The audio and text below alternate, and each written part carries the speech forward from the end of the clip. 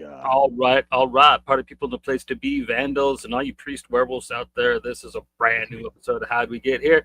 And yeah, Joe, hit us up with what we're sponsored by tonight. Yeah. So this episode of How'd We Get Here is brought to you in collaboration with Power Pulp Comics. We don't fit in, we stand out. So go to powerpulpcomics.com for your one-stop shop for indie comics. And Power Pulp also has Discord that they just started a couple weeks ago.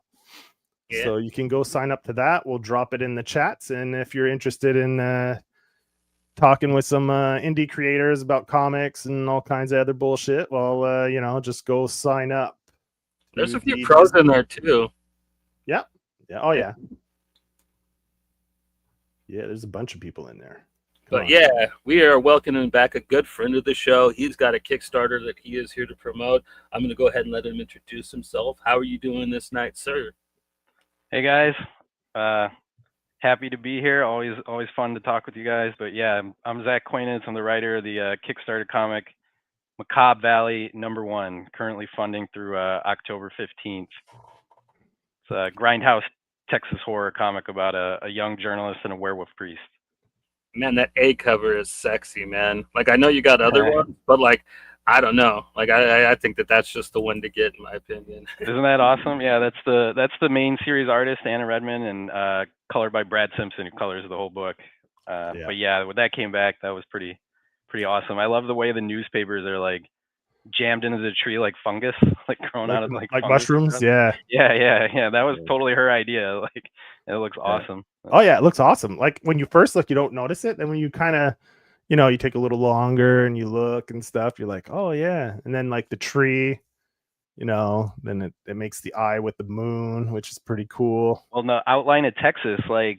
Yeah. I don't know how many times I looked at it and didn't see that. Like, it was the second day I had it when I was like, is that, oh my God, she did the outline of Texas. Like, makes the eye with the moon. Yeah, it's great. It's fantastic. Yeah. Well, that's a great, she nailed it out of the park concept wise for the cover. Like, I mean, yeah. And it's kind of the pages into the tree is a callback to what Macabre Valley, where it started, because it was one of the stories that were in your previous campaign of Death of Comic Bookcase. Yeah. So the first, kind of a preview of this comic appeared in Death of Comics Bookcase. Yeah. It was like the first 8 pages or so, and we left it off on like to be continued because we always wanted to do more of it. And so this is us coming back and finishing it out with another 22 pages of story for a total of 30-page comic.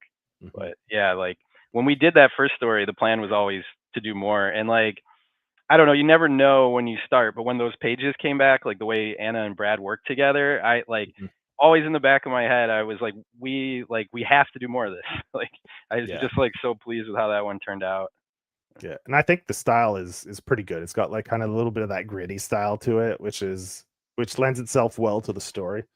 Yeah, super gritty. Like that page, the second page there, like I was caught off guard by that when it came back. Like, but that really sets the tone for the kind of over the top approach we take to gore in this comic. Like, let people know what to expect. It's like not quite reality, little gory, a little cartoony.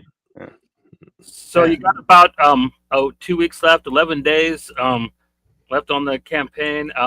We got the links for it in the description, and I'm going to be putting it right in the chat right now. So anybody that's listening or watching can go back it if they have not yet already. And I highly recommend it. The book is very fun. It's political, but like the best kind of political, in my opinion. Yeah, like we didn't really set out to like make any kind of political statement, but it's like you think about these things going on and they find their way in, especially when it's like set on the border, and actually, like, I wrote this before, like we wrote the first 8 pages in 2023, and then I wrote the second, like finished out the full script last May. So like it was well before, like we didn't really anticipate immigration and the border to be like, no, it was just the setting that we'd picked, and then now people are like, this is such a hot topic right now, like what did you think of this and this? I'm like, I wrote this like over a year ago. Like, you know, it And wasn't really like. the funny thing is, the guy on the TV talking in the first page, I think, looks exactly like Kash Patel too, which is hilarious. Like almost Yeah. 40 that way too. Yeah. I think there may have been a different reference used for that guy, but maybe like a senator from the state. But Oh, he did end up, yeah. Mr. People need to stop attacking pedophiles. Ted Cruz himself. Yeah, maybe I don't know. he literally said that today. I did see that headline, but He all said that resemblance to people have Yeah. to stop attacking pedophiles. Yeah. Yeah, Oh. he did. Yeah. So yeah, but we try to have fun with the stuff in there too as much as we can, you know, because it is kind of my favorite kind of horror. Like it can be goofy, it can be really bloody and serious. So range of stuff in there. Yeah, the gore is great, and like the character designs, man. Like this old one-eyed cowboy that Yeah. tells the story. Like I love it. Yeah, and that's like, you know, we got plans to do a lot more stories in this setting, and so like some of these characters that you kind of see briefly in this one, like the cowboy, for example, like has a bigger part to play. Like we're definitely hoping to come back to him and some of these other characters. Right. So like issue 2 is not it's not actually going to be about the werewolf. He's actually going to go meet another monster, right? That's 100%. Okay. Yeah, 100%. Like we're kind of doing like a Southwestern Monster of the Week thing with this book. So like issue 2 is a different monster, issue 3 is a different monster still. And then there's like an overarching sort of narrative that you get a few bits and pieces of in this one, like somebody pulling the strings on what's happening to the kid. But yeah, that's it. Monster of the Week is kind of the approach, the way we're structuring each issue. Cool. And are you guys going to be focusing on this, trying to get like this story out, or are you going to have other projects in between? Just wondering. You know, so it comes down, like I've written the second issue, so it's done. Like I don't want to, and I'm not like going to, like, it's going to kind of come down to the artist's schedule, really. Like we're not going to rush. It's not going to be like a new Kickstarter in 3 months. Like maybe at the soonest to be this time next year. But I do have Death Comics Bookcase Volume 2, Reign of the Comics Bookcase is kind of cooking. Like Ryan Lee's working on the framing sequence for that right now, like for the follow-up to that. And some of the other artists are back as well. So that might come before the second issue of Macabre Valley. It's just really going to depend on artist schedules, how those fall. Yeah. And this book, the campaign's doing quite well. You're just a little bit shy of 300. So, I mean, with what you got, how many days you said? Maybe 10 days left on it. 11 days left. Yeah. You usually get a little boost in the final 48, so you should at least hit 300 easily. And then what was the record from your other one you said? I don't remember. 300. If I get to 328, that's my new backer record. So that's your what, new backer. Yeah. You're definitely on track to maybe beat it. I mean, yeah, it's in sight, but you don't. With Kickstarter, you can't ever anticipate anything. You never know how it's going to shake out. You know. So, but yeah, I can see it in the distance. Well, there's a slight deficit of Gooner books on Kickstarter right now. So like actual good comics might actually get a look in from some normal people. It's true, man. Like I was just thinking about that the other day, because like usually when you send out your updates, I may have talked about this last time I was here, but like when you send out your updates, it gives like a set of 4 recommendations at the bottom, and every once in a while there'd be like a tits comic in there, and I'm like, my mother-in-law is backing this comic. I don't know what she's seeing when she gets this email, like, you know. Oh, you're not the one that picks. You don't like pick those. No, it's Kickstarter that picks those. It's auto-generated. Yeah, the like shit. recommendation under your books is auto-generated, but this time I haven't had like. There's not a lot of tits comics like funding right now. I thought it was the creator was. I thought that was an option that the campaign, the person running the campaign gets to pick who, like, kind of other projects they want to recommend. Okay. No. They kind of do it based on what the genre. They do try to keep it within like the scope of what your book is. But gotcha. Yeah, this time I've been really fortunate. Like, there's some really cool projects funding, like the Goats Flying Press one. I'm a huge fan of. One we were talking about, the Simon Roy spinoff one ahead of time. Like, there's some cool stuff on there right now. So yeah, it's not being overrun with like Naked Ninja or whatever those books are. Nipple Ninja. Nipple Ninja, yeah, which probably made 200K. It's got like covers all the way up to M or something like that. Yeah. Infinite covers. No, they barely show any of the interiors. Yeah. None of the covers are that good either, you know. People like those, whatever. Yeah. That's not what we're doing here. Yeah. Well, you have one variant cover for this one. Yeah, we have a B cover, the John Pearson one, which is pretty sick. I feel like it's like 80s Stephen King inspired. Yeah. It's got that painted painterly style that popular in the 70s and 80s with movie posters, which is a shame that it's all photography now. I miss the hand painted or box art. Yeah, it looks like a lost VHS cover or something. You know? Yeah. Well, the book and the comic actually kind of shares a little bit in common with one of my favorite Stephen King adaptations, Silver Bullet. I love that one. Yeah, that's an awesome pull. Yeah, that's the only other werewolf priest story I think there is. You know, I mean, ours is very different. True. But that's the only one, and that is totally underrated Stephen King. Like I think they kind of like hide who the werewolf is, if I remember correctly, right? And then it's like a reveal. You don't find out until the sister's collecting cans and she sees the baseball bat in the garage. Yeah, that's right. Yeah, it's like kind of a surprise. Yeah, it's a good reveal. Yeah, so this is a good segue because I asked you to pick 3 movies that would be a good complement to your book, or if someone wanted to get a taste for what your book the vibe it might be given off. So you picked 3 movies that kind of would pair well with your book. Yeah, totally. That was a super good idea. Like I was really excited to do that. And I was excited because you hadn't seen a couple of them, right? Like 2 of them were new to you. One, I've seen The Howling, but it like when I was a kid. I hadn't watched it since I was a little kid. So watching it like when I was a little kid, it blew my mind, right?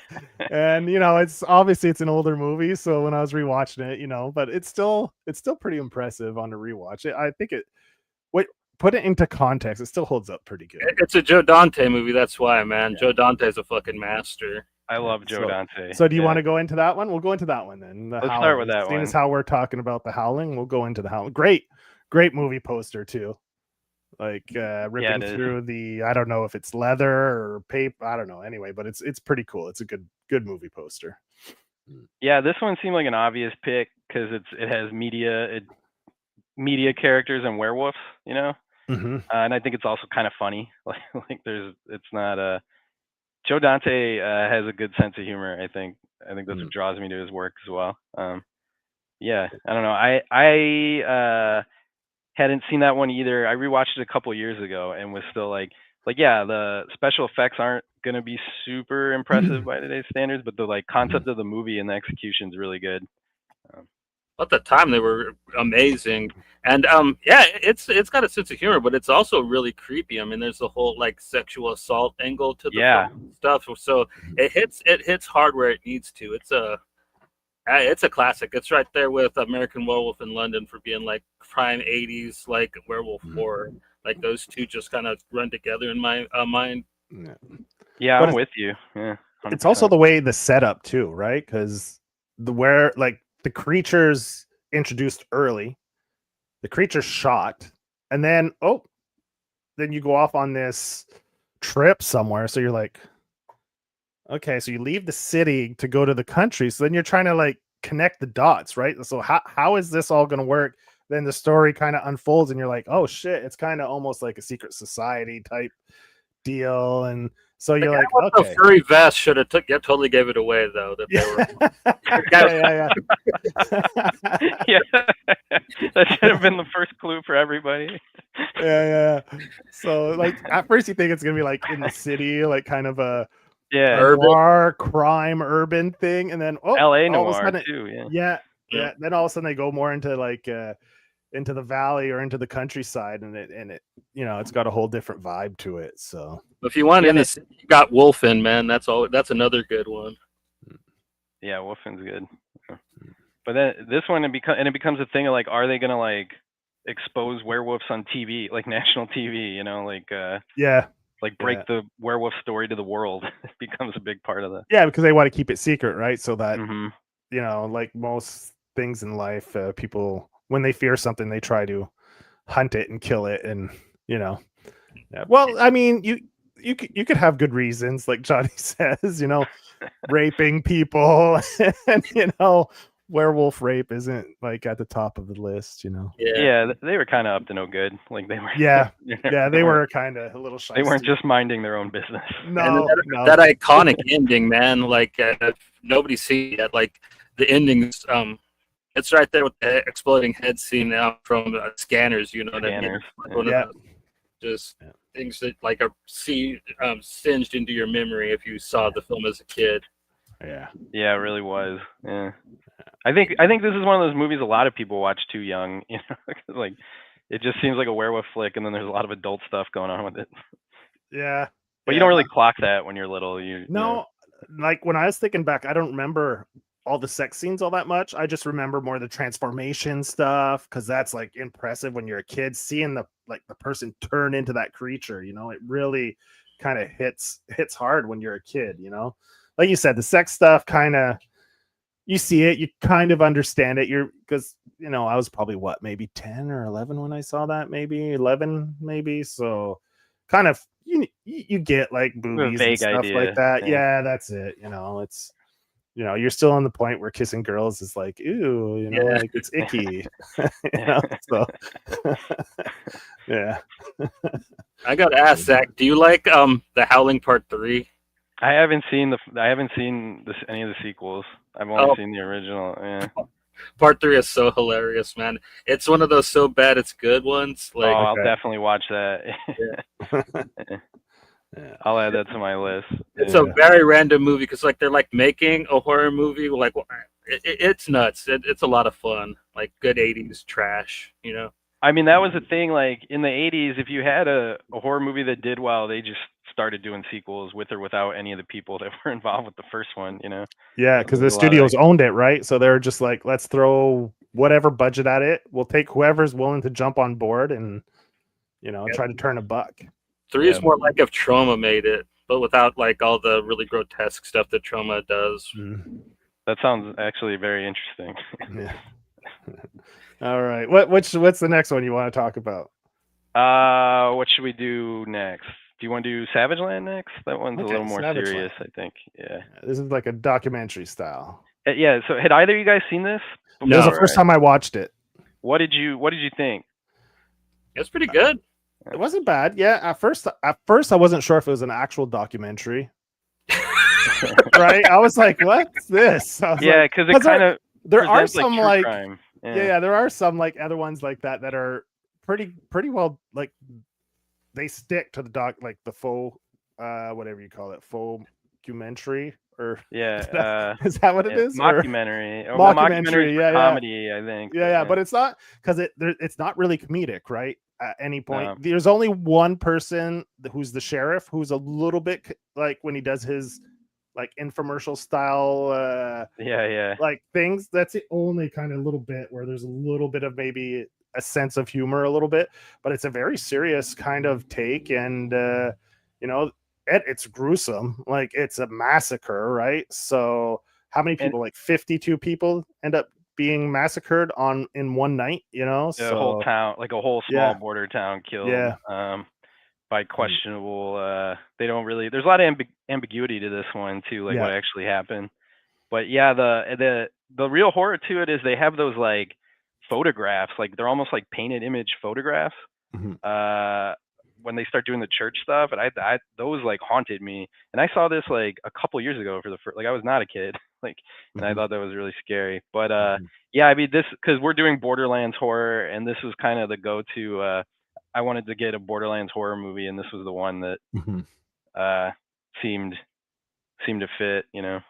Yeah, and those still shots where like the shutter speeds open is slower, so you get the dragging of the image of the people's faces, so it's kind of blurred, and it gives you that weird, like you can't make it out, you know, is it a person, is it a creature, you know, it's kind of ambiguous, like you said. So yeah, it's well done. I mean, like that's the thing about these types of movies with the smaller budgets. You have to get super creative, right? And sometimes you get these gems because you get someone that's just, they have a vision and they're crafty, right? They figure out how to make it with what they have, and it makes something interesting. So yeah. This one, like, you can kind of, in the first, like, I don't know, the first 20, like, it's definitely a low budget film, right? Like, and it kind of shows here and there, like, especially early on, you're like, but it's like, it has such a cool concept. And the way they sort of confuse you and like mix up the different like opinions on what happened and why, and then mix it up with like the really gruesome, the shutter images moving across, and some of the like the church family part is can be pretty disturbing. But yeah, I don't know. I really like this one.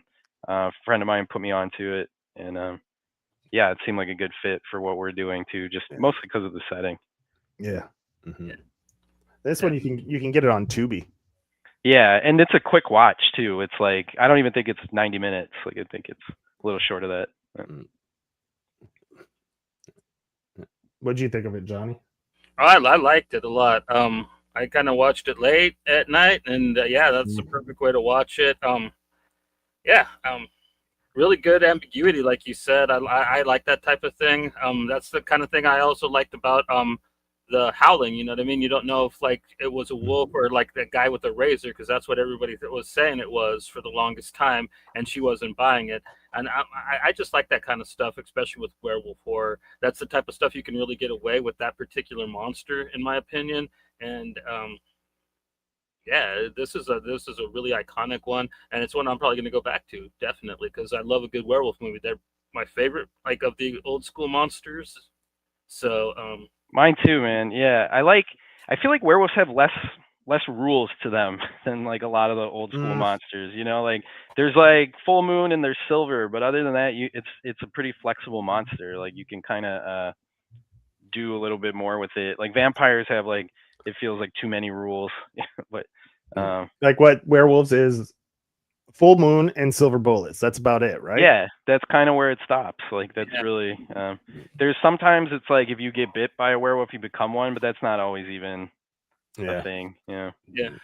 Well, another thing is like they haven't made werewolves sexy yet, which I think is cool. Like I think that's the ruination of like lots of monsters, making them sexy. Like it's cool for the first couple times, you know what I mean? Like when Anne Rice did it, it was novel, but now it's just like, okay, I'm happy that they're back to having like bald buck tooth gothic vampires and stuff now this year. You know what I mean? That's actually a relief to me because I'm so sick of pretty boy vampires. Well, that's one of my favorite vampire movies is a gritty one, which is Near Dark. Yeah. And they don't they're like not sexy, glamorous. Oh, like, watch what you say. Bill Paxton was a sexy motherfucker. Okay, I mean, general population would probably argue otherwise, but you know. God rest his soul, man. Yeah. That's can't speak ill of the dead. Yeah. So, hey, I love Bill Paxton. He's great. I don't think he's ever really done a bad role, really, if you think about it. I think even bad movies he's in, he shines in them. He shines in them. He finds a way to be good. Yeah. So Near Dark, interesting because it's like it feels like a companion piece to the Lost Boys, kind of like. Yeah, Lost Boys is, but it's a little. Lost Boys is slightly. They got a little pretty boyish. They did. That's the pretty boy Near Dark, you know. Yeah, exactly. Yeah, they don't go as glam as like a lot of the other vampire stuff, like the super like seduction and all that. But you know, it's got a little more like well, Near there was Dark, seduction, but like you just didn't pick up on it. It's like Freddy Part 2 style because of Joel Schumacher made it. There's a lot of homoerotic overtones. Yeah, that is obvious. Yeah, that is like apparent between. Join us, Michael. Yeah. Jason Patrick and. And Kiefer, and they're like Kiefer Sutherland. They're eye fucking each other that whole movie. at the carnival. Like, I mean, I was young when I saw that, and I even picked up on it. It's like these two guys are gay for each other.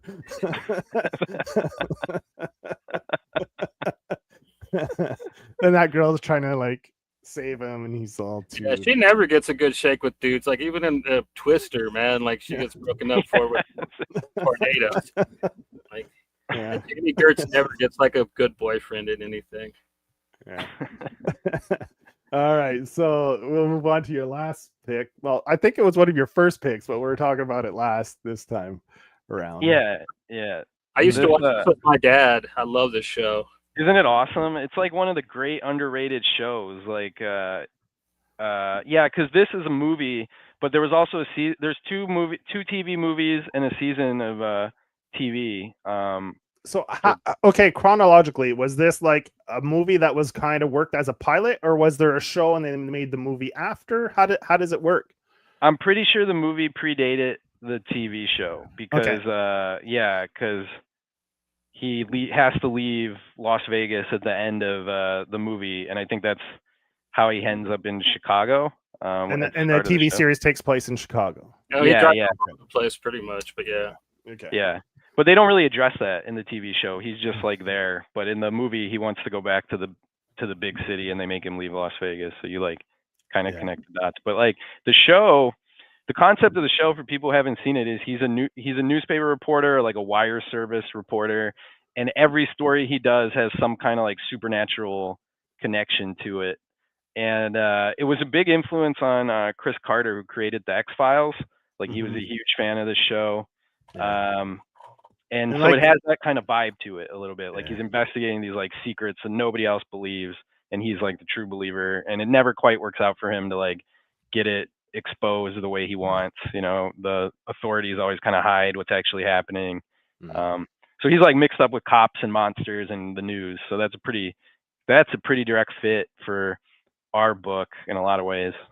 Yeah, like we kind of did the exact same thing, just with a different setting and a younger character. Like, and the humor in it and stuff, and like the banter made me think a lot of Columbo. Like we were chatting in the DMs there. Yeah, like it gave me that Columbo vibes, like the way he interacts with like the cops or the other, you know. Yeah, they're always giving him shit, you know. Like he's grizzled, they're grizzled, everyone's grizzled. Like nobody likes their job in the world of Kolchak either. Yeah. And the one where one of the girls gets murdered and he's there to like he starts talking. He's like, you hear him narrating. I wrote it to you. 125 pounds of 125 luscious pounds. Luscious pounds. I was like, Jesus Christ. He was describing a murdered woman when he said that. Yeah, that's it. The dead woman there. She's like, I think she was like a showgirl or something. Yeah, like, a showgirl. That's it. Yeah. So he's like 125 luscious. Only a dude like Darren McGavin could get away with something. Yeah, because it doesn't feel like he's being weird about it either. It's Ralphie's dad, you know what I mean? Like, but this one's the Night Stalker's a vampire movie, essentially set in like 70s Las Vegas, which is it's kind of trippy to watch it and like think about Las Vegas now and like I mean, that's not what the movie's about at all, but like you do see it, like the strip and stuff, and how small it was and how different. Because they like talk about it like Las Vegas is a small town in this movie. It was old strip Vegas, so old Vegas. I was listening to something the other day, and they brought that up. How Vegas, you look at pictures just from like the late '80s, and you go now, and it doesn't look at all the same. Well, because back in the day, like the mob wouldn't let anybody else move in. When they forced the mob out of Vegas, then like all the real estate people were able to come in and put up the new casinos and build a new strip and all that. And the old strip's still there, but like that's just where you go when you have little to no money left and you want to go play ladders, you know what I mean? Well, I think it's called Fremont Street, right? Isn't that what the I think so. Old Fremont Street. I went to Vegas once. Yeah, me too. I went for like 3 days. That was enough. I think that's everyone. That's like plenty. 3 days is more than enough if you go to Vegas. 5-day trip to Vegas seems like bad news. Yeah, I think I've heard people like you go multiple times, but only go like 2 or 3 days at a time. You know, you go plan for 2 or 3 days, take a year or two off, go back, go for like 2 or 3 days, and you know. I'm lucky. I don't find any joy out of gambling. I'll play a little bit of blackjack, but I just went to the shows while I was there. You know? That's what I did too, man. Yeah, I don't really get the appeal of gambling. Like I also feel like if I ever start it, like it'd be bad for me. I never really got into it.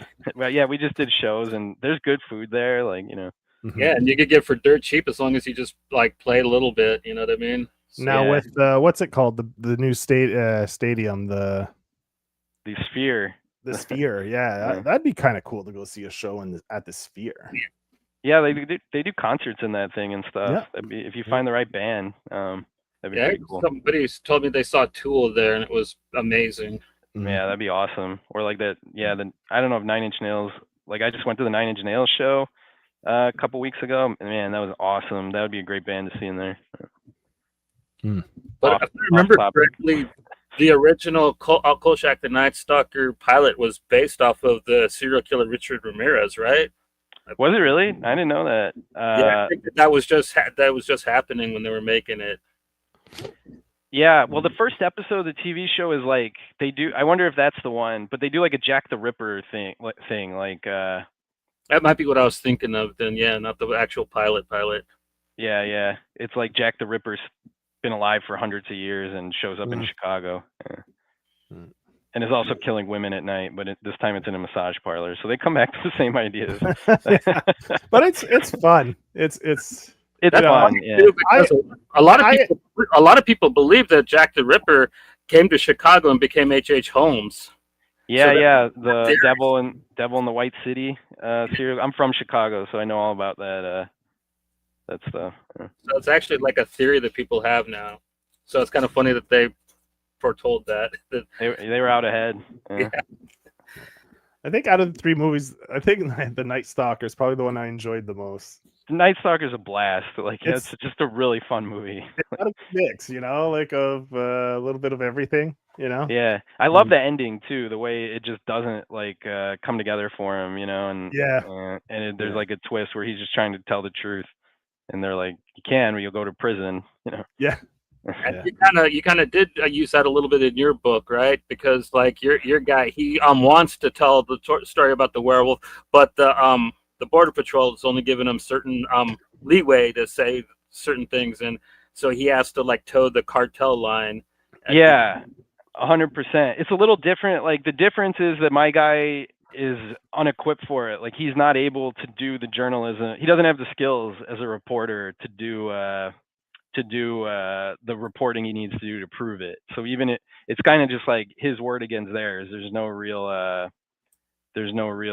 option for him to really kind of get it out there because they have the reports and says otherwise, Yeah. But yeah, it is a very similar ending for this first issue. Yeah.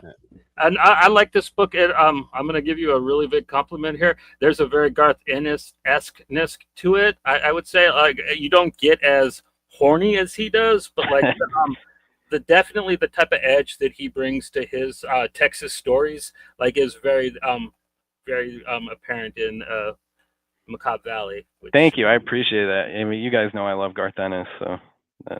Yeah, we're supposed to do the Preacher episode. We'll still do it, but like I know you read the whole thing, so like, yeah. Well, yeah, we don't have to do. Like I read it last year, and I instantly messaged you guys. I was like, we should do an episode about I just reread Preacher, on a high. Like I just kind of wanted to hang out with you guys and talk about it. Yeah, it's just everything. You know how it goes sometimes. Yeah, I know how it goes. I've been busy too, but like there was the one thing like I didn't clock this when I was reading Preacher the first time because I caught the tail end of it as a young reader, when it was coming out. But there's like 6 dudes in Preacher that get their junk cut off at various points throughout the run of the comic. Like it's he goes back to it again and again. Yeah. Well, the first guy, he makes him rip it off himself and stick it up his own ass, which is just like, whoa, dog. And that's in the first story arc. It's like, welcome to the world of Preacher. Yeah. That was I didn't know that Garth Ennis was actually from Ireland for the longest time. I thought he was from Texas because he wrote so perfectly. You know what I mean? Yeah. And there's like a rich history of like UK creators nailing Texas because like Steve Dillon, who drew that, also UK creator, and then that Texas Blood, the artist Jacob Phillips from the UK, Yeah. And the artist on my book is also from the UK, so they just I think it's like sometimes when you're not from a place, you see it better with an outsider's perspective, I think that helps. And they some really good creepy stuff, not just the gore. I love this scene with the preacher, and then like you just see the flash. Oh yeah. I fucking love that set of panels, Yeah. man. Like, I love the dogs in the center panel, all happy when the yeah, like, that's totally her. That's her joke. I have no credit for that one, but I love that. Yeah. Yeah. Yeah. No, Anna's a comics genius. Like she's so good, and like she's such a good storyteller with her artwork. yeah, I love it, man. Like, she should. I hope she gets more work for this. Like, she deserves to be like working at least the upper, mid indie comics. I mean, this splash, Yeah. him just going through the wall, love it, man. Yeah. I love that. That's one of my favorite pages. And who did the coloring, man? The coloring is fucking beautiful in this book too. Yeah, Brad Simpson. Brad Simpson's one of my favorite horror colorists. Like, I think he colors Danny. They did that book Coffin Bound, Dan Waiters wrote. That's how it kind of got on my radar originally. That's why I love the coloring so much. He's not that's one of afraid to Johnny's take favorite chances books. either. Yeah. Oh, is it really? Yeah, that makes sense. Yeah. He colors all her art, all of Danny's art. But yeah, that book was in my head when I kind of thought, when Anna and I were talking about who would color it, that was the book. I was like, Brad colored Coffin Bound. I think he'd be a good fit for it. Not that Danny and Anna have similar art, but it kind of had I could see some overlap in what we were trying to do, like with the themes and everything. Because it does become kind of dreamlike, or like a nightmare-like as we go in this story. Yeah, especially like when the poor dude's stuck in the desert. Yeah. There's like a point where he, like when he first confronts the werewolf, and then after that, it's like we launch off into sort of less reality becomes a lot looser. Before that, it's like almost a journalism procedural, and we get back to that here and there. Like, I think we were like, one of the things we talked about was like True Detective season 1 a lot, and how they kind of did, like, it'd be a procedural, and then it'd become like something gothic and scary, So we tried to kind of ape the way they were able to do both modes in that show. Well, another thing I really liked that you played with was the idea of the people that were at the church. Now, they're regular people the first time he's there, but when he goes back, they're all toys and dolls and stuff, and like they all look the same. To actually kind of play with that, was some of it actually hallucinated by him? Like that was pretty cool. Yeah, we want to keep the reader guessing, like what's real and what might not be, and we just want a loose sense of reality in the story, because he's narrating it looking back from a distance, like kind of trying to tell you his memories, and so we want a little bit of loose, like, I don't want to say unreliable narrator, because he believes like he's telling it the way he remembers it, but yeah, we wanted reality to feel loose throughout the book. I really liked how the last page turned out with the sort of like lumps of hay and the dolls and that creeped me out. The way she did that. I've been like following along like on your socials and stuff, and like you've worked in journalism, right? So that inspired a good chunk of this story, if I'm not mistaken.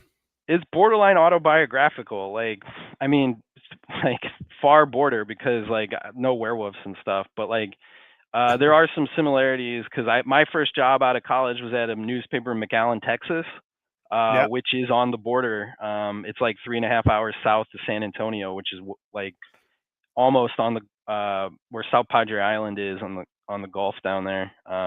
So like because I went to college in Illinois and I grew up in Chicago, and when I was like 22, I was like, oh, it's so boring here. I want to go somewhere exciting, So I took this job covering night cops at like a medium-sized newspaper on the border, and I was real bad at it. Like I was in way over my head. It was like gnarly down there. The covering crime at night and border patrol and stuff. And so I took that and added a bunch of crazy horror stuff to it, like to kind of just accentuate, like exaggerate how it felt, What were like some of the crazy stories from working at that job? Like it gets depressing, like to talk, like, because I would cover like like car crashes and stuff where people would die, and like people getting shot. But there was like, so the priest character in that, I covered fun stuff too. Like there was an actual priest down there who would drive around. He had this big white van, and he would drive around and adopt stray dogs That was okay. like So that's based off an actual it's a real thing you covered. Yeah. I did a feature. I rode around with him while he would adopt these stray dogs, and he had like 20 of them Holy moly. lived in his rectory. Like, and like some of the older, kind of sleepier ones would follow him everywhere. So when he went in to say mass, he'd have in his procession there'd be like 4 or 5 dogs, and they just sleep at the altar while he said mass. And he had more than that too. He had like parrots, and he had an alpaca. Like he had all kinds of. He was like a Dr. Doolittle priest. Everything but the snakes. Well, that's good. Yeah. He did not have a snake. And he was real like that's kind of how the politics originally got into it, because he was at that time I was down there. Not to age myself, it's when they were building the border wall in like 2008, 2009, and he was real like against it. Like he didn't. He had like a bumper sticker on his van that said "No border wall," and that always stuck with me. How that was like he hated the border wall, and so that's how it kind of got in there before any of this stuff started happening this year. And you called him Father Lupe, which kind of ties into the whole wolf theme. Because translated, what was it? It means river wolf from the river, or wolf by the river, or something like that. Yeah, I was just thinking like the scientific term for wolf is like I don't know. It's like loop. There's some connotation. Yeah. It's similar to Lupe, like it has like Lupin or something like that, you know. And I think they did that in Harry Potter too. Like, the character named Lupin was a werewolf or something. The wordplay I was prouder of was the Macabre Texas, and then calling it the Macabre, because like that's one of those things, like if you're trying to do it in a movie like Macabre, you couldn't tell what the characters were saying. You'd be like, it sounds like they're saying the exact same word. It's one of those things that really it kind of only works in a comic, you know. Macabre or Macabre. Yeah, say it with a Texas drawl, and you can't tell that Macabre, you know. Yeah, it's the same. Yeah. But in the comic, you can obviously tell the difference pretty easily, you know. Yeah. Because you're reading it. Yeah. The words look different on the page, and we Becca Carey lettered it, and she did a great job, kind of making the macabre words pulpy when they came out there. Yeah. Like that old saloon. That one. Yeah. That. Oh, lettering. okay. The lettering. Okay, I thought you meant the title, like the old saloon type font. For the macabre. Yeah. She had fun. I think she had fun with it. I hope she had fun with it. It looked like she did. Yeah. I love the onomatopoeia on this scene. Like, it's from the hallelujah. Yeah. It's kind of corny, but it's so good. I love it. Yeah. It's like, because I had that in the short story, and that was kind of how we ended it, and it was like the big ending moment, you know, like, and I went back and forth. I was like, should we try to be a little more serious and maybe take that out, you know? And I was like, no, I like it too much. And it was part of the original, like when I first thought of bringing a werewolf priest idea, like the Stephen King thing, and doing it in Texas, you know, I came up with like Hallelujah was one of the first jokes I made about it when I was like telling my friends about it. And so that was there from the start. It was one of the reasons I wanted to do the comic. So I couldn't get rid of that. I like the humor parts. The other one that I really liked was when the Border Patrol were running in there, and he's probably on fentanyl, and he's trying to vote. He's trying to vote, yeah. I was like, Jesus Christ. Yeah, they're all of a sudden they're like they turn into like TV talking points, you know, while they're fighting the werewolf. So.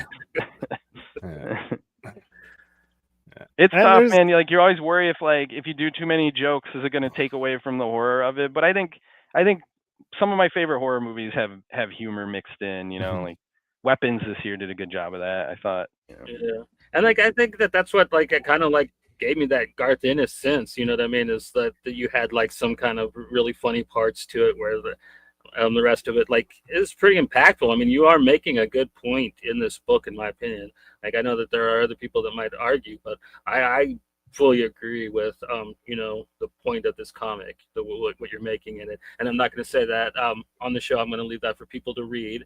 But yeah, this book has a very poignant point to it. And yeah, thank you for putting this book out in 2025 when it's probably most needed. Oh, thanks for saying that. Yeah, I appreciate that. Yeah, I lived in Texas for 9 years, and I spent half that time on the border. And my wife is from El Paso, Texas, which is on the border. So like, it's an area I think about a lot, and I've spent a lot of time there. So I think I have kind of a informed take on it, as much as you can. Yeah. Well, Did I get choppy there for a second? Because like it seemed like I did. No, I think you're good. You were a little bit choppy early, but your audio seems to have You should have told me. I'd have leveled out. No, it was just like for like 20 seconds. Okay. Yeah, you came through all right. I was able, I heard everything. Yeah. All right. So just to remind people, the link for the Kickstarters in the description, also in the chat, so you could go click on it and go back it. Almost at 300 backers. I'm keeping my fingers crossed that you can beat that. My magic number, 328. 328. Yeah, that's it. Get him to 330. Yeah. I would be so happy, man. Like I would. It's so silly. Like it's so like because it was a different time and all that. But like you get obsessed with these things and you want to. It would like. No, but I mean, feel good.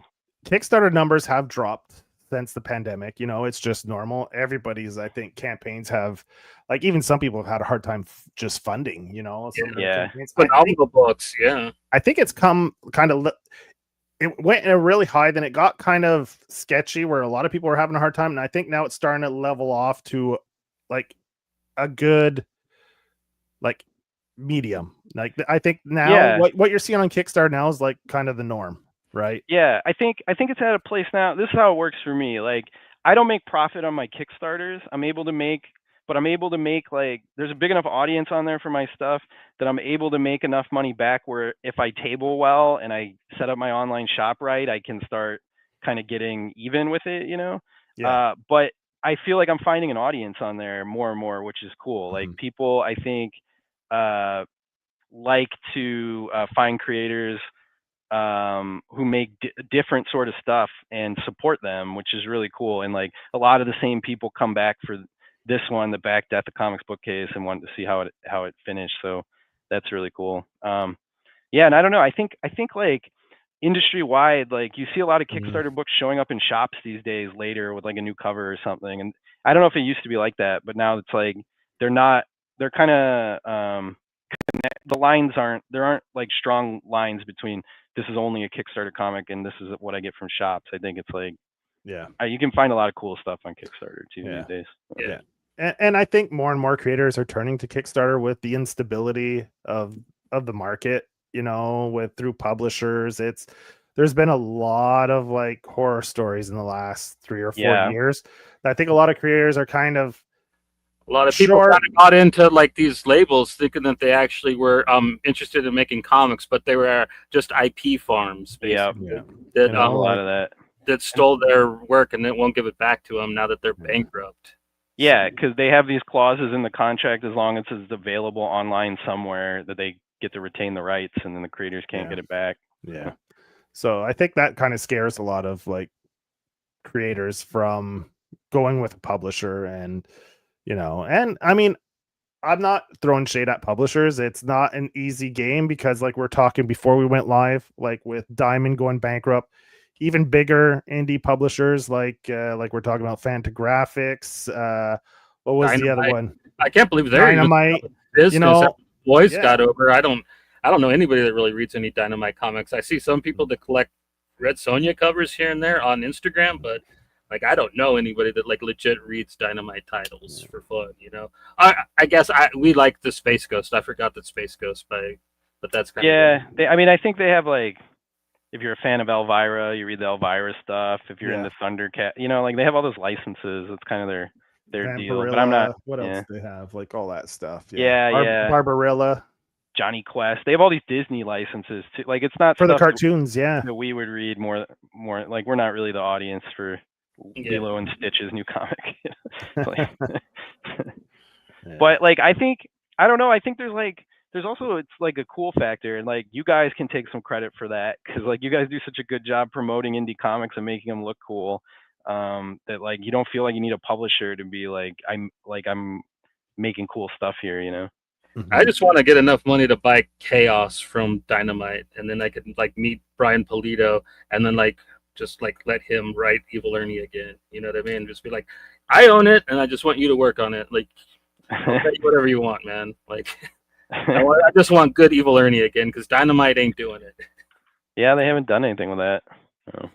Well, they did one story. What was it? Yeah, 2 years ago. It was horrible. Yeah. But yeah, I don't want to shit on anybody. Like, my bad. This is a positive based show. But I'm surprised that Dynamite is still in business in 2025, though. It's kind of a miracle, in my opinion. Yeah. But That's a miracle that a lot of publishers are still in business after Diamond folded. yeah. I think it'll be good in the long run. There's some good things. Like, it's good to have different distributors, right? Like, people were kind of fed up with Diamond, but they've been doing it for so long that they didn't really think they could, like, retailers didn't know that they could exist without Diamond. Yeah.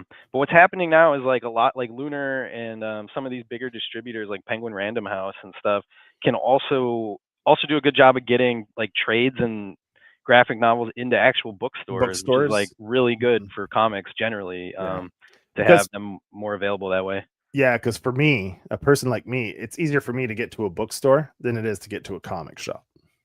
Yeah, it's like that for a lot of people in a lot of places. Yeah.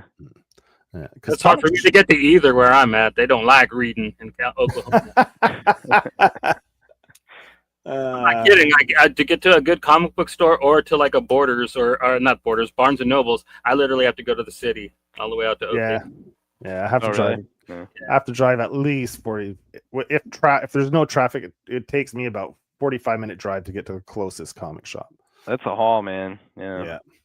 I mean, I guess that's what makes but indie comics shipped directly to you more appealing, right? Yeah, and that's like we won't get back into it because we've talked about a lot, like Power Pulp, like well, that's a thing Johnny and I talked about a while back with Kickstarter. Like, I was like, so many creators and books are kickstarted. Like, I don't know why Kickstarter didn't like negotiate with like some kind of deal with the postal service where they get like a discount. So anyone that uses Kickstarter can get like a discount code so that creators can save on the shipping. Like, for bulk shipping. Yeah, like, I mean, I don't know. I mean, there's like, and then like, anyway, I was like, yeah, they should do something about that because since the pandemic, shipping's gone up like shipping astronomically. Yeah, it's getting it's not there yet or not even that close, but it's like the how much it costs you to print and how much it costs you to ship, it's getting almost up there. The same. Yeah, like it depending. Especially I do Gemini mailers and stuff because like I'm I feel good doing that, like make sure it gets there safe. And so like my shipping costs are pretty heavy. Like if they could find out a way to make that a little easier on me, that'd be. Oh, I've reached out to people direct. Like, I was like, I tell them, fuck the Gemini mailer. I was like, if you can get it to me for cheaper and it's not in just put it in one of those bubble envelopes. Like, like I'm a reader first. I'm a reader first. Like, if my comic has a little ding in it or the spine has a little, you know, I'm not gonna cry about it. I just want to read the goddamn book, you know. And I'm gonna read my books. I don't just, you know, every book I buy, I'll read it. Like the days of buying a copy to read and a copy to put away, those days are long done for me. Like I've given up making money off of my comic collection a long time. Oh, same. I like Crow comics and maybe get something for them, but that's about it. I'm the same way. Yeah, and I would love to not. The thing about Gemini mailers is like, if you have a small apartment, they take up a lot of space. Like they're like, massive. I'm worried they're gonna like fall on my dog or something, you know. Yeah, you have a little what? Jack Russell? He's a dachshund. A dachshund. Yeah. But he's like 11 pounds, so a stack of Gemini mailers could take that guy out. Yeah. So you have a good little library of books now. You have Next Door. Yeah. You have Death of Comic Bookcase. And now you'll be having Macabre Valley. When do you expect to ship that out? Honestly, we're gonna go to print like before the Kickstarter payment even hits. I'm gonna put it on my credit card and get it to print. And so like we're racing the clock, but like if we can get it to people by Halloween, we're gonna try. Oh shit. Okay. Yeah. Cool. Yeah. That's the goal. But at the absolute latest, I mean, it'll be there in November because I'm also like I'm going to Thought Bubble. The UK that's show. what I was going to transition into to see if you're going to any cons or anything like that. So I'm not tabling there, but the artist is. So I'm going to bring her a stack of comics, and if she wants to sell them there, like they're hers to do with what she wants with them. You know, like she can hold on to them, she can sell them. You're going to take a little trip to where Thought Bubble's in Scotland? It's in England, but yeah. England, okay. Yeah. So I'm going. I've always wanted to go there, and like that's my big con trip for the year. So I'm gonna bring I'm kind of gaming the system a little bit because I have UK backers and I'm shipping their books in the UK. So I was able to offer them the same price shipping for the US backers, which I think has really helped us get our backer number up. Because like normally you have to offer UK shipping for like $20 or something crazy. Well, you're in Canada, right? It's like the same here. Yeah. I think it's actually cheaper to ship from the UK to Canada than it is from the United States to Canada. Yeah. I'm not sure if that's true because they have like the Royal Mail thing. Yeah. Commonwealth. Yeah. We got into it with Joel when he was on. Oh, did you really? Yeah. Because he's from Australia, and Australia is part of the Commonwealth as well. Canada, England, Australia, New India, Zealand. Is that right?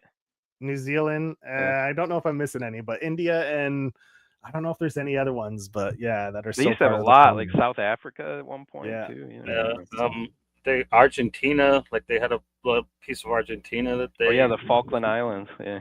Yeah, it was part of the empire. Call it what it is. Yeah. So Thought Bubble, you must be pretty excited about that. I'm super excited about that, man. That's like I haven't taken a vacation in I don't know how long. So I'm only going for 5 days, but you gonna take the wife with you and make it a little trip at the same time, or she's coming with. She's going with you, but she's not going. Like there's apparently a spa in the same town where the comic show is. So on that day, she's going to the spa. I'm going to the comic book show.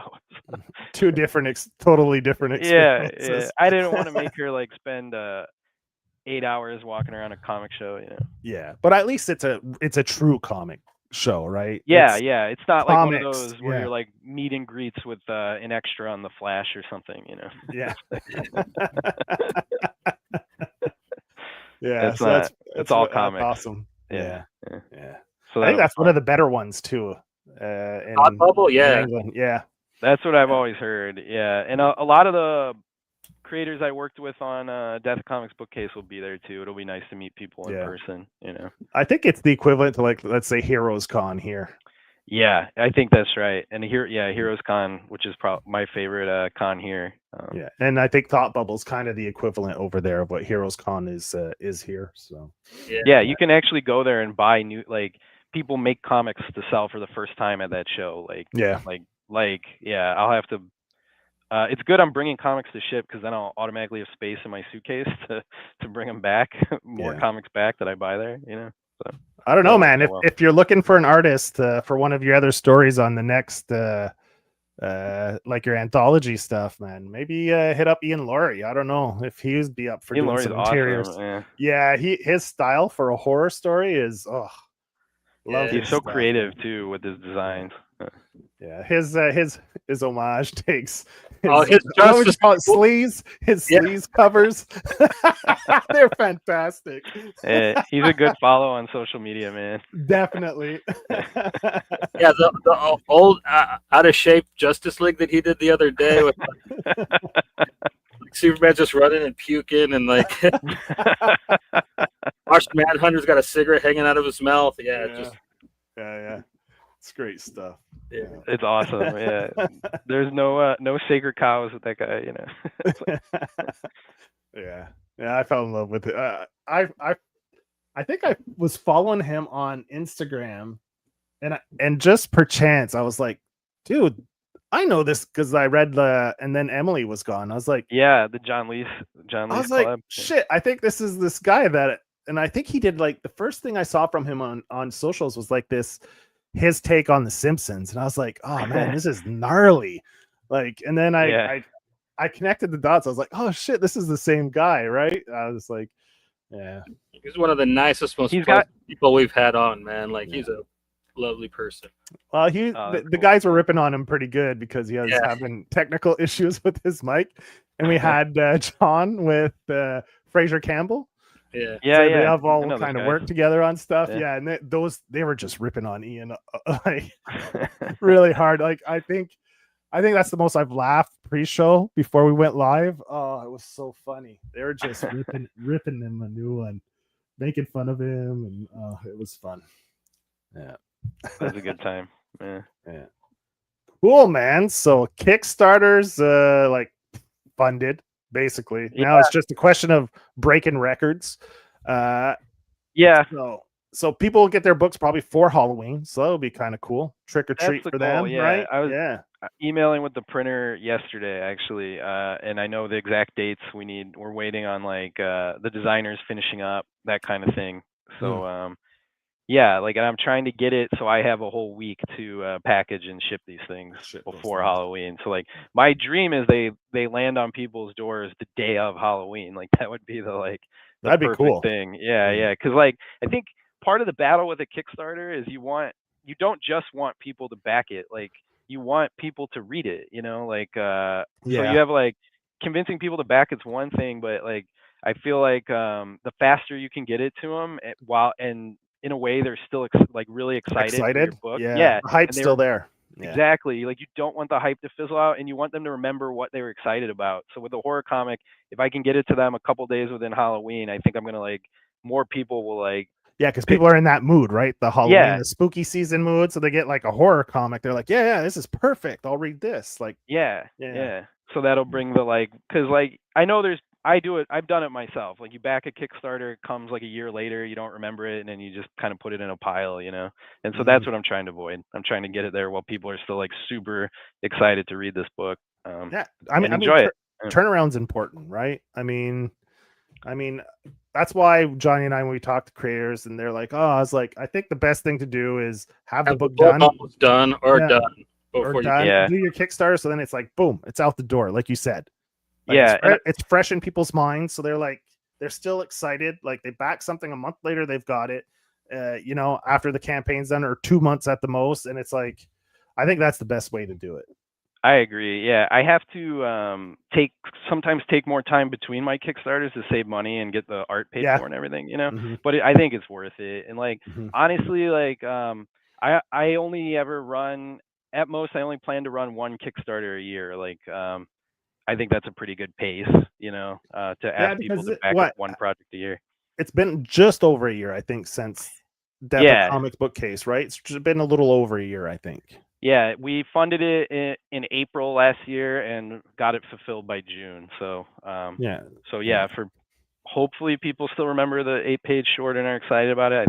I think that's in the realm of possibilities. So and then hopefully we'll have the next project ready this time next summer maybe, to unveil. Do you still have copies of Next Door and stuff available through the campaign? They're available as add-ons. Nextdoor is dwindling, so that one's going quick. And it's actually funny. That's how I met Anna, the artist, on it. She did that variant cover for Nextdoor with the dog. We had this. Yes, that's the one I backed. Yeah. It was like a real estate sign that had like 20 different weapons on it. It had been blown up with a grenade and a laughing dog peeing on it. Peeing on like, it, That was a great cover. It was like, and what's amazing is like I was struggling to like market that campaign, like to explain to people it was like a neighborhood crime book with a sense of humor. You know, people were like, "What? I don't know what that would look like." And I told Anna about it, and she did the cover, and it like perfectly summed up exactly what we were going for. It spoke to me right away. Like when I backed Next Door, I was like, "Give me the dog peeing on the for sale sign." I mean, I think that sums it up really well. Like she's fantastic cover artist. I got to hand it to her. Like her concepts, the way she tells the story through the cover. Like I think she does one more time. Yeah. I mean, I think she does a fantastic job of, she tells the story, right? Yeah. And that's probably the hardest thing about doing a cover. Yeah, you can make a cover look cool, but if it actually tells you the story that's inside the book, I mean, that's a whole nother level of doing a cover. Yeah, I can't say it enough. Like Anna Redman, she's like a comics genius. Like she's in 10 years from now, if she's not putting out her own graphic novels to huge audiences, I'll be shocked. Yeah. I'm lucky to get to work with her on this stuff. That she likes country western music and like movies like Paris, Texas and stuff. So she was game to work on this, and it worked out well for me. Yeah. So is that the one that just came out? The one where the girl from Smallville like wants to date a cowboy or whatever on Netflix? No, that's what's that called? I'm not gonna remember. I keep seeing the commercials for it when I'm watching stuff on Netflix. My bad. Yeah. There's no shortage of good like West Texas stuff though. Like I think that's why it's easy as a comic book artist to like nail that setting. Because you've seen No Country for Old Men, you've seen you've read Preacher, like you've seen all these people just nailing that setting. It's like such a good setting for horror and comics and all this stuff. Yeah. And what's that latest one with Billy Bob about the oil fields? Yeah, I'm not remember the name. Battle After Another? Money? No, but One Battle After Another is set in El Paso. Texas. Yeah. So there's a bunch of good shows set. Billy Bob Thornton's in that, right? I thought he was. No, it's Leonardo DiCaprio and Benicio del Toro. Okay. And, Sean Penn plays the bad guy. that just came out, right? Yeah, I saw it. It's supposedly really good. Yeah, I loved it. Yeah, it's so a good. PTA movie, so yeah, it's gonna probably win awards too. Yeah, I think so. It's the best movie of the year for me so far. But, Yeah. Cool, man. So so remind people, description has the link for the Kickstarter, the chats as well. Hit it up. Let's help Zack break his record, his backer record of 327. So you'd have to get to 328 to break the record. So, man, with just a little over a week. Come on, let's sing it like the Misfits. We are 328. We are 328. So, man, get out there, back it whichever way you can, man. Whether it's digital, physical. I mean, just just get it out there. Let's make this one to remember for Zack, man. Yeah, and if you like digital comics, the PDF's dropping morning of October 16th. Like we have it ready. That one's ready to go, so that'll hit your inbox the day after the campaign ends. Oh, awesome. So there you go, folks. No reason not to back it. Yeah. So we'll be back on Monday. We're going to be talking to Josh Mikas about his book Sucker. That's also a very poignant political horror comic, and that should be a lot of fun. It's going to be our first time having him on, but he seems like a swell gentleman. So yeah, that should be also fun. I want to remind people we have our giveaway still running for this week. So if you want to win a copy of Derelict, Wizard of Paint and Derelict When the Night Comes, just go to our Tales from the Power Pulp episode, just write Power Pulp in the comments below, and you can do it in this episode too, I guess. Just go to the other episode and drop it in the other one. So we have there, and you can win both of these. Actually, we're giving both of them away. So just go write Power Pulp. We'll probably announce it next week. Sometime next week, we'll announce who the winner is, and we'll ship that. That'll be shipped to you directly from Power Pulp. So just a reminder that the giveaway is still going. Yeah, man. So that's about it. You want to say your exit line, Joe? My exit line. What was it? Outro time. Oh, outro time.